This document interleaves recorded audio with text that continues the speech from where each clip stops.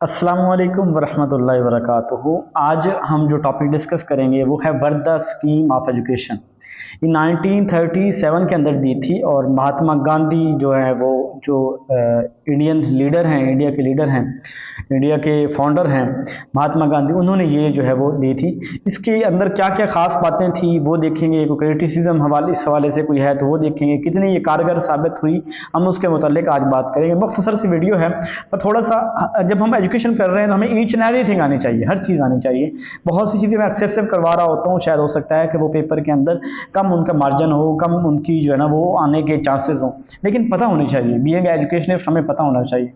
एक तो ये वर्दा एजुकेशन जो स्कीम है ना, इसको नई तालीम, नई एजुकेशन स्कीम भी कहते हैं। ठीक है, क्या कहते हैं? नई एजुकेशन स्कीम भी कहते हैं। 1937 के अंदर महात्मा गांधी ने ये प्रपोज की थी और इसका जो एम था ना, वो एम ये था कि एजुकेशन सिस्टम को रेशनलाइज, रेवोल्यूशनाइज किया जाए।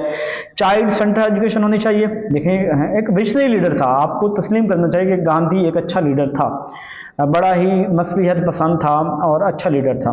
तो बाकी खामियां तो जिस तरह हिस्ट्री पढ़ाई जाती हैं जिस तरह वो तो होती हैं। तो खैर, चाइल्ड सेंटर्ड टीचिंग को इसने कहा कि होनी चाहिए और वोकेशनल ट्रेनिंग होनी चाहिए। हम इनको डिटेल में देखते हैं कि कैसी, और मदर टंग होनी चाहिए, मीडियम ऑफ इंस्ट्रक्शन। तीन चीज़ों को फोकस किया उसने। एक तो नई तालीम कहा था इसको, नई एजुकेशन। पहली चीज़ क्या थी इसने कहा? एक तो इसने कहा मदर टंग के अंदर एजुकेशन हो, चाइल्ड सेंटर एजुकेशन होनी चाहिए और वोकेशनल एजुकेशन को जो है फोकस किया जाना चाहिए। ठीक है, और इसकी ये जो स्कीम है ये महाराष्ट्र, ये उनकी एक रियासत है, वर्धा उसकी जगह का नाम है, जहां 1937 अक्टूबर के अंदर ये प्रपोज की गई। ठीक है, और इसके अलावा इसके बहुत ज़्यादा इम्पैक्ट हुए इंडिया के बाद में आने वाले दिनों के अंदर उनके एजुकेशन सिस्टम के ऊपर। इसकी की फीचर ये था, एक तो फ्री और कंपल्सरी एजुकेशन, जैसे हमारी दूसरी एजुकेशन पॉलिसी बनी है ना, उनके अंदर ये बात करते हैं फ्री और कंपल्सरी एजुकेशन। जो कोर एजुकेशन है, जैसे मैट्रिक हमारे यहाँ है, तो कोर एजुकेशन जो है ना वो फ्री होनी चाहिए, कंपल्सरी होनी चाहिए तमाम एजेस के बच्चों के लिए। यानी जैसे हमारी वो 25वीं तरमीम है ना इनकी, 25A आर्टिकल, जिसके अंदर कहा गया है कि 6 year to 15 years, class 1 to class 10th education should be free for all children, 5, 6 से 11। वहाँ भी सेम वही बात की गई थी। ठीक है, दूसरी मीडियम ऑफ इंस्ट्रक्शन हिंदी होना चाहिए, यानी वही मदर टंग होनी चाहिए, क्योंकि यहाँ के लोगों की ज़्यादा की जो है वो जो लैंग्वेज है वो यही है। तो मीडियम ऑफ इंस्ट्रक्शन जो है वो बड़ा इफेक्ट करता है बच्चों की लर्निंग के ऊपर, कंसेप्ट के ऊपर, ये होना चाहिए। तीसरा उसने कहा कि क्राफ्ट एंड सेंटर एजुकेशन होनी चाहिए, यानी कि ये एजुकेशन होनी चाहिए ना, ये स्किल बेस्ड होनी चाहिए कि बच्चे को, हर बंदे को काम आना चाहिए, कुछ ना कुछ काम आए, स्किल सीखे, स्किल को बेचे, उससे पैसा कमाए। देखें, पुराने ज़माने में एजुकेशन सिस्टम था ही ऐसे। उस एजुकेशन सिस्टम के अंदर वो क्या करते थे कि लोग स्किल सीखते थे, किसी के पास जाते, कुछ शागिर्दी इख्तियार करते, कुछ सीखते। उस सीख के बजाय ये कि कोई पेपर देने, कोई कागज़ का टुकड़ा जैसे आज हम लेते हैं, बल्कि उस स्किल को इस्तेमाल करते हुए वो कुछ ना कुछ मार्केट के अंदर आके जीतते थे, कोई प्रोडक्ट बनाते थे, कुछ सेल करते थे और उससे पैसा कमाते थे। यानी स्किल बेस्ड, वो कहता है कि क्राफ्ट सेंटर होने चाहिए, यानी कोई काम सीखना चाहिए। फिर उसके अलावा सेल्फ सपोर्टिंग जो है वो एजुकेशन होनी चाहिए, कि ऐसी एजुकेशन, देखें, एजुकेशन अपना रेवेन्यू खुद जनरेट करे, तलीमी इदारों को फंड दिए जाए। यानी कि वो कहता है कि तलीमी इदारे बच्चों को सिखाएं, तलीमी इदारे चीज़ों को बनाएं। यानी ऐसे होते हैं इंटर्नशिप पे रखना, यानी लोग आएँ, वो आके वहाँ पे तलीम सीखें, वो और उनके साथ बनाएं और वो प्रोडक्ट वो मार्केट में बेचें, उससे पैसा कमाएं और उसकी बिना पे सस्टेनेबल अपना जो डेवलप, अपना खर्चा चलाएं।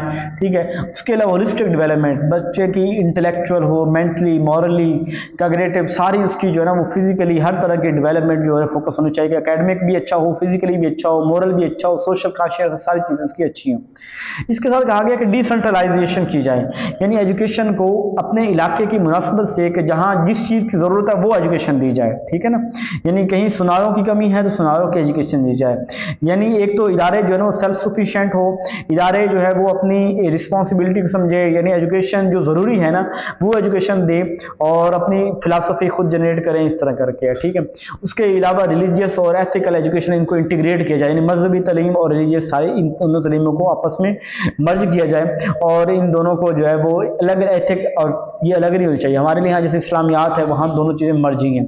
एजुकेशन फॉर ऑल की स्कीम दी गई कि हर, चाहे अर्बन हो चाहे रूरल हो, हर एक के लिए एजुकेशन की, चाहे वो किसी कास्ट से हो, किसी क्रीड से हो, किसी एकेडमिक स्टेटस से हो, सब के लिए एजुकेशन जो होनी चाहिए। इसकी लिमिटेशन ये थी कि ये तो चैलेंज इन इम्प्लीमेंटेशन, दौर था अंग्रेज़ों का, तो ये इम्प्लीमेंटेशन के रही, इतने वसाइल कहाँ से लेके आए, इतने तलीमी वोकेशनल इंस्टीट्यूट कहाँ से बनाएं, वोकेशनल इंस्टीट्यूट का खर्चा शुरू में, वोकेशनल जहाँ इंस्टीट्यूट होता है खर्चे भी बहुत होते हैं यार, जिस खाना उसके लिए चीज़ें वो कहाँ से लेके आएँ, इन चीज़ों को बनाना, इन चीज़ों को चलाना, रिसोर्स दे, फिर इनको असेस कैसे किया जाए कि भाई कैसे हमें पता चलेगा इसको, ये बंदे को की आ गई है उसको, यानी हर एक इंडिविजुअल बच्चे का पेपर कैसे अलग से लिया जाए। तो ये कुछ बातें थी, अपने जहन में रख लीजिएगा, पर थोड़ा बहुत पता हो कि ये इसकी की फीचर वही थे, वोकेशनल एजुकेशन को और बच्चों की जो है एजुकेशन उसको फोकस किया और मदर टंग की बात की। ये इस तरह हम करके हम इसकी बात करेंगे। अपना ख्याल रखिएगा, जज़ाकल्लाह।